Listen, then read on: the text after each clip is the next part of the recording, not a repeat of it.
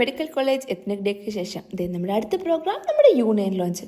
ഇവിടെ ഇങ്ങനെയാണ് കേട്ടോ. എനിക്ക് പലപ്പോഴും തോന്നിയിട്ടുണ്ട് നമുക്ക് പ്രോഗ്രാംസ് വരുമ്പം അടുപ്പിച്ചിരിക്കും. സോ ലാസ്റ്റ് വീക്ക് നമുക്ക് എത്നിക് ഡേ ആയിരുന്നു and this week it was union launch. ഇനി നെക്സ്റ്റ് വീക്ക് അടുത്ത പരിപാടി വരുന്നുണ്ട്. അതന്നെ ഈ മൈക്കും ആങ്കറിങ്ങും ഒക്കെ എനിക്ക് എപ്പോഴും എക്സൈറ്റ് ചെയ്യുന്ന ഒരു സംഭവമാണ്. പക്ഷേ this was the main reason ഇത്തവണ കൂടുതൽ എക്സൈറ്റഡ് ആക്കാൻ. കാരണം നെല്ലിക്കാമ്പയിൽ നൈറ്റ് റൈഡേഴ്സ് മൂവിയുടെ ഒരു ടീമാണ് നമുക്ക് ചീഫ് ഗസ്റ്റ് ആയിട്ട് വന്നത്. ഈ TV സ്ക്രീനിൽ നമ്മൾ കാണുന്നവരെ നേരിട്ട് കാണാൻ അതൊരു പ്രത്യേകതരം ഫീലാണ്. മേ ബി ഇത്രയും അടുത്ത് നമ്മൾ അവർ ഇൻട്രൊഡ്യൂസും കൂടെ ചെയ്യുമ്പോൾ ആ ഒരു കിട്ടുന്നൊരു ഫീൽ ആയിരിക്കാം. What ever.